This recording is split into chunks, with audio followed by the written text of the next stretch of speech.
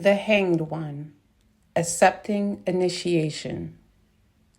The hanged man is one of the many traditions that belonged originally to the goddess and was later taken over by a male god and changed to suit his new religion. Artemis, the Hanged One, had a sanctuary in Arcadia in ancient Greece, where the cypress was sacred to her and where it still represents resurrection. In the Mother Peace image, the trees are swamp cypress. Artemis, of course, is not the only divinity who hung from a tree. In Norse myth, Odin, who had replaced the goddess Freya, hung himself for 9 days and nights from the Yggdrasil, the tree of life described in chapter 10.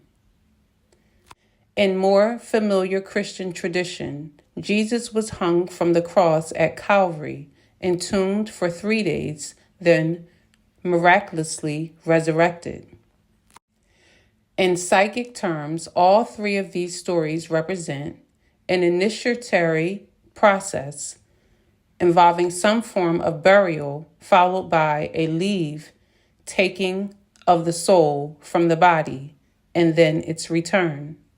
Under a variety of circumstances, says William Fix, some conscious sentient part of a human being normally resident in the physical body can temporarily leave it, journey far or not far at all, return to residence in the body again, remember and report its experience.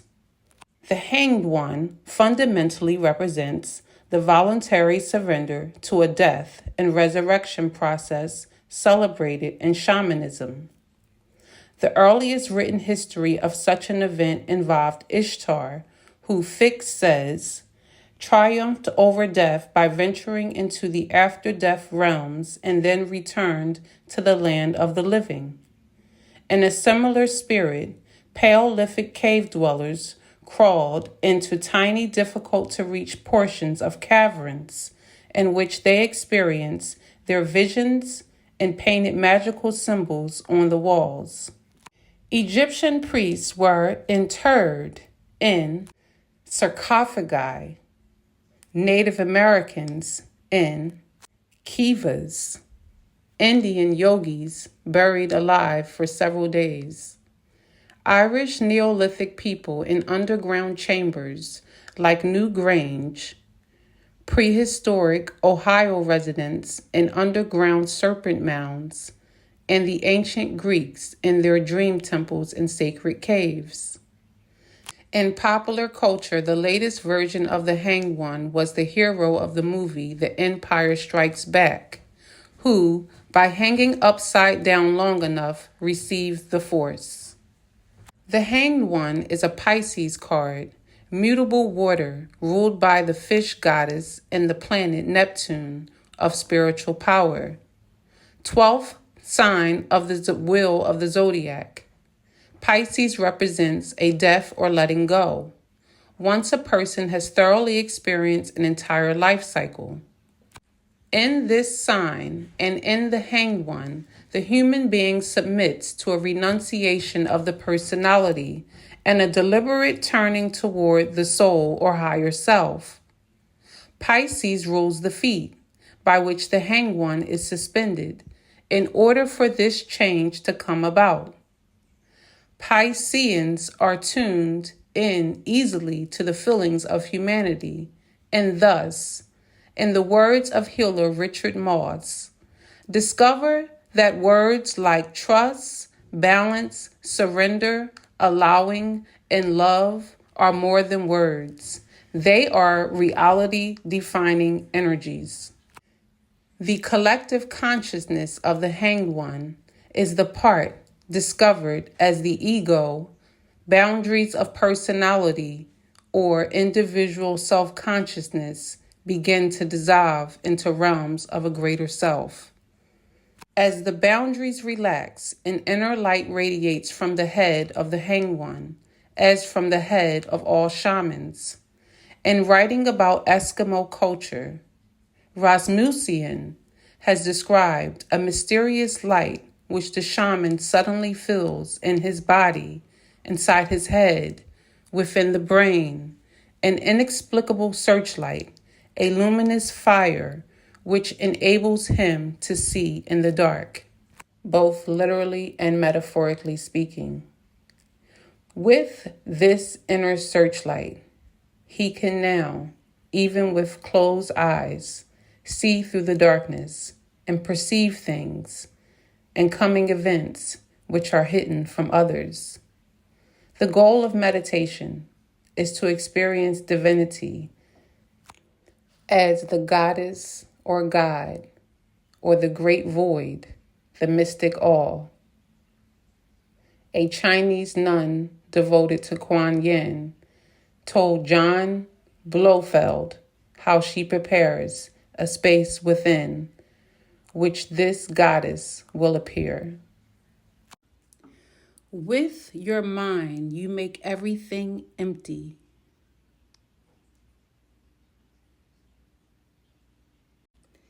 There's nothing there, you say, and you see it like that. Nothing. Emptiness. Then there's the sea, and the moon has risen, full, round, white. You stare at the moon a long, long time, feeling calm, happy. Then the moon gets smaller, but brighter and brighter, till you see it as a pearl or a seed, so bright you can only just bear to look at it. The pearl starts to grow, and before you know what's happened, it's Kuan Yin herself standing up against the sky. Once this happens, the nun explained she saw Kuan Yin no less clearly than in ordinary reality. She saw Blofeld. If you keep your mind calm by just whispering her name and not trying too hard, she will stay a long, long time. After Kuan Yin and the moon and sky would vanish from the blissful inner sight, the nun said, just space is left, lovely, lovely space going on forever. That space stays long if you can do without you, not you in space. You see, just space, no you. It is for this experience of no you that yogis meditate with discipline in order that the ego can disappear into the greater mind.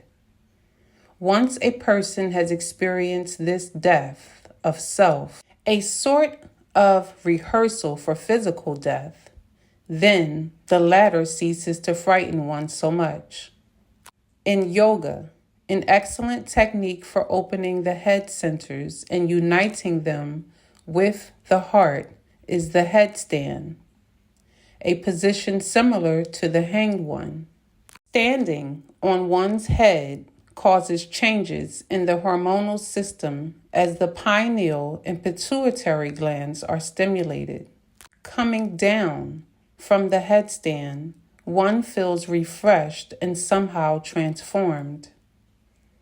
Discussing the breaking of boundaries he experiences in meditation and healing work, Moss describes the powerful energy that seems to awaken within his body.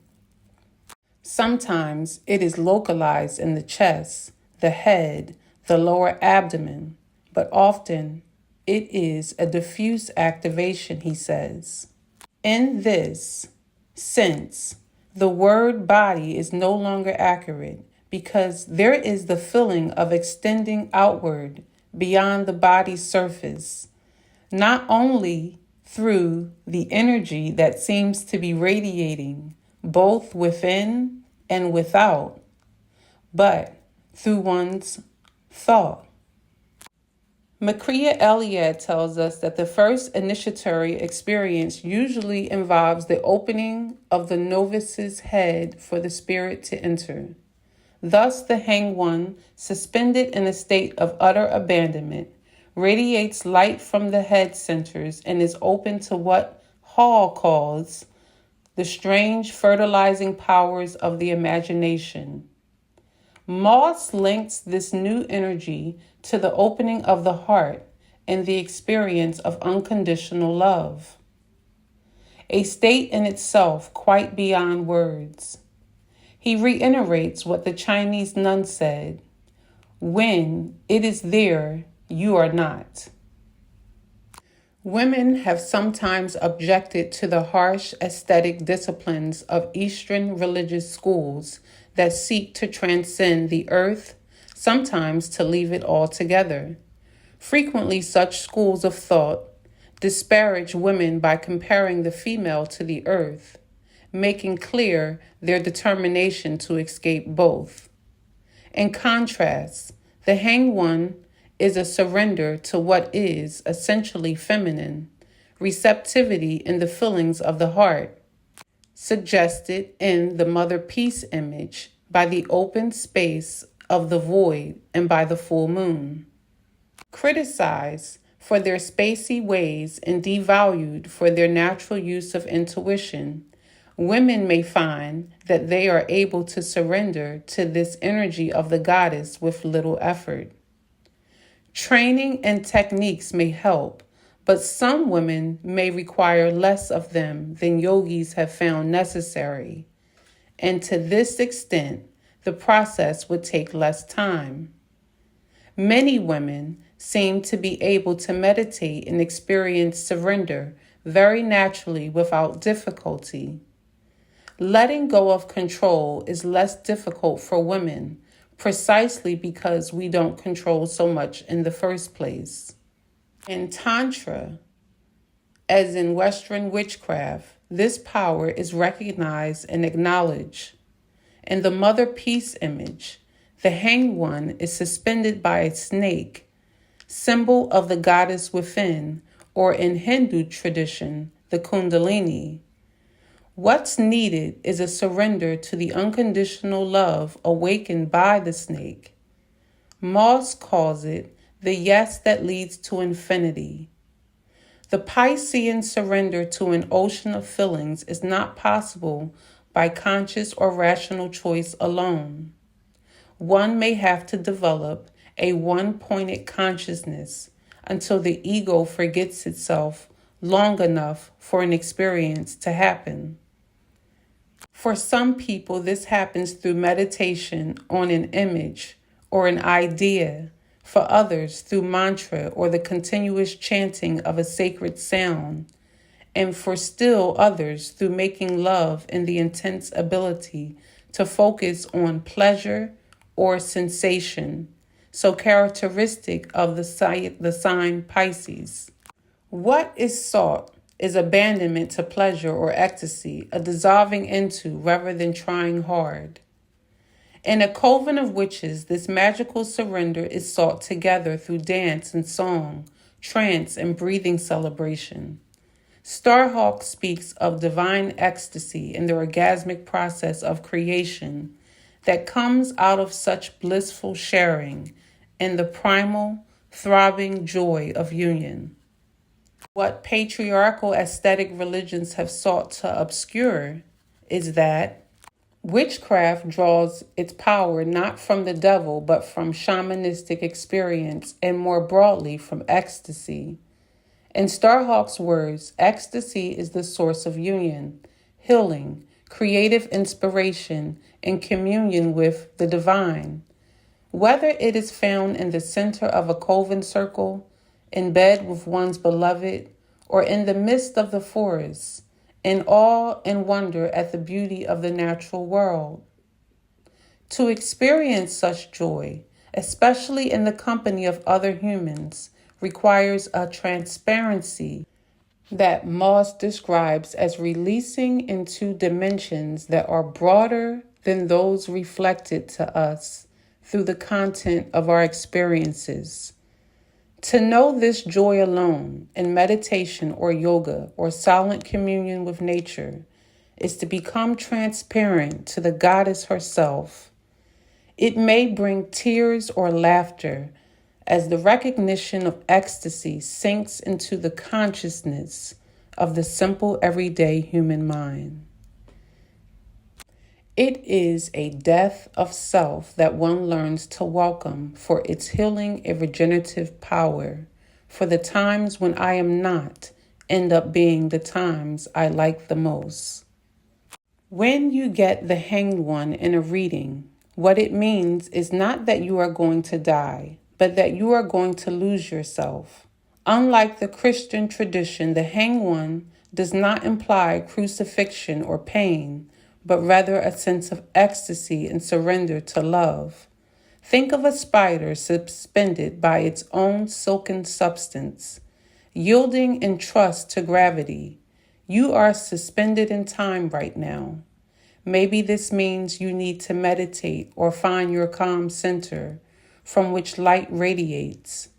It definitely means stop action and allow to happen.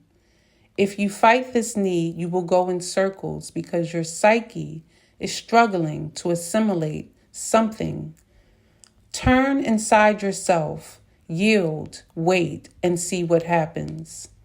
Probably your ego fears losing control. Maybe your mind is saying phrases such as trouble, watch out, take care, do something. But you need to still the mind as much as possible and listen to another part of yourself, the heart, that deep, still center from which visions come. Find the female part of yourself. Allow the irrational to surface. Let the full moon hold sway. Breathe deeply. The goddess within wants to talk to you. You must be quiet so you can hear her. You may want to do something to literally turn yourself upside down temporarily in order to change your perspective. Think how small children love to be turned upside down by a strong adult. It makes them laugh and squeal with delight.